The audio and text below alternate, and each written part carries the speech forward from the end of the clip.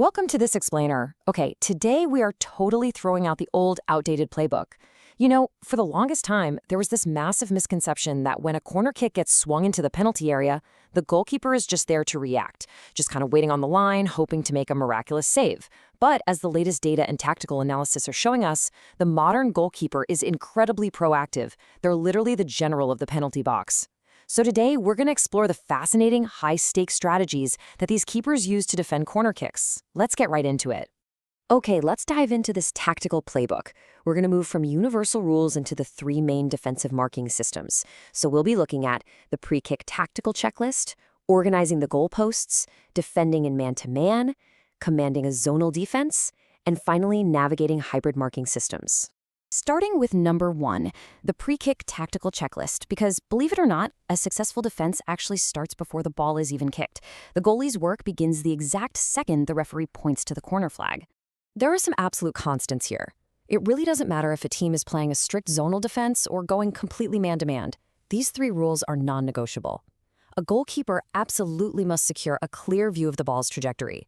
They've got to maintain an open body shape so they can see the whole pitch, and they have to actively carve out enough physical space to actually interact with the ball once it's up in the air. Now, what's the single biggest factor that alters where a keeper stands before the kick? It's the delivery type. It's basically simple geometry. If you've got an in-swinger curling dangerously toward the goal, the keeper needs to tuck in closer to the goal line. But if it's an outswinger bending away, well, they can confidently step a little bit further out and really command a larger radius. I absolutely love this insight from FIFA senior goalkeeping expert Pascal Zuberbuehler. He points out that this confident positioning and open body shape isn't just physical, it's a total psychological weapon. Think about it. If the corner taker looks up and sees you completely owning the exact area they want to hit, that messes with their head before they even strike the ball. Moving on to section 2, organizing the goalposts. So we've got the keeper's starting spot sorted, but what about the immediate frame of the goal? This brings us to one of the most classic tactical questions in all of football. Do you put defenders on the posts? Let's see what the tactical manuals actually say about this. Well, putting players on the near and far posts fundamentally shrinks the size of the goal that the keeper has to worry about. Sounds great, right? But it's definitely not a set-it-and-forget-it tactic. The goalkeeper has to continuously bark orders.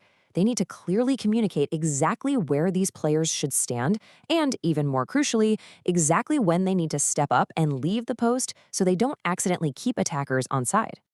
And here is the golden rule for releasing those post players. They stay anchored until the ball is cleared or, at the very least, is no longer in a dangerous position.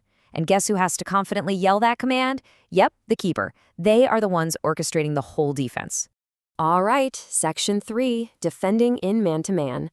Let's transition into our tactical deep dives, starting with what is arguably the most chaotic environment imaginable for a goalkeeper.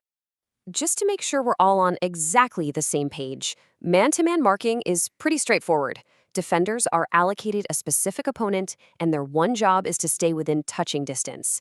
They are effectively shadowing them to deny any space to attack the ball. Now, what's really interesting about a strict man-to-man setup is how specific the roles become.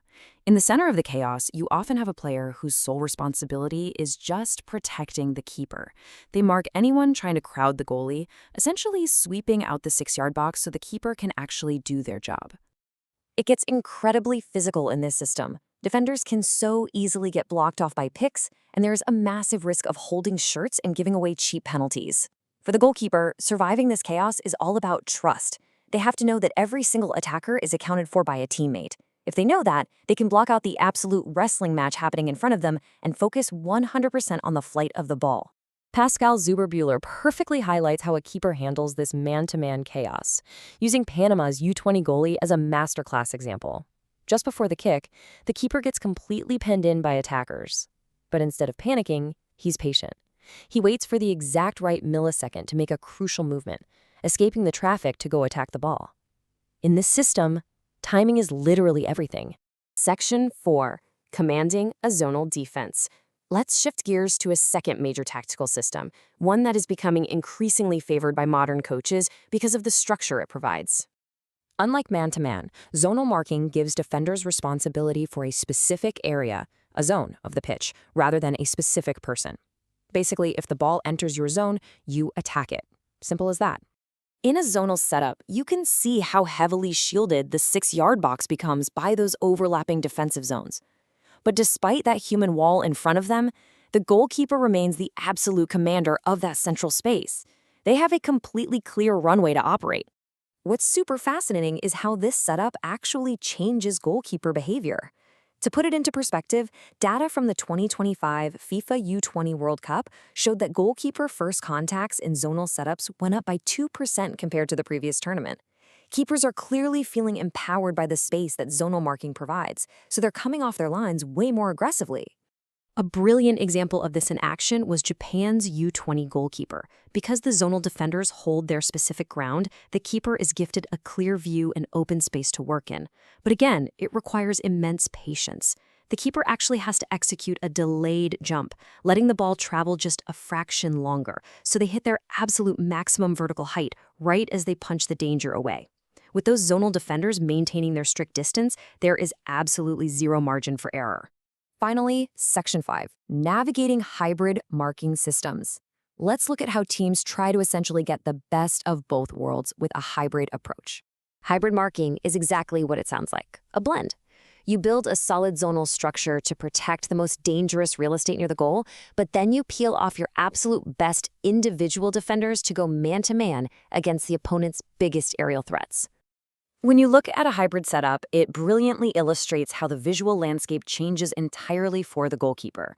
You still have those zonal players in the 6-yard box creating a defensive overload, but now you've also got specific markers actively tracking runners through the penalty area. For the keeper, this means they have to calculate both the static zones and the dynamic one-on-one battles all at the same time. It's a lot to process. And the data totally reflects this added complexity.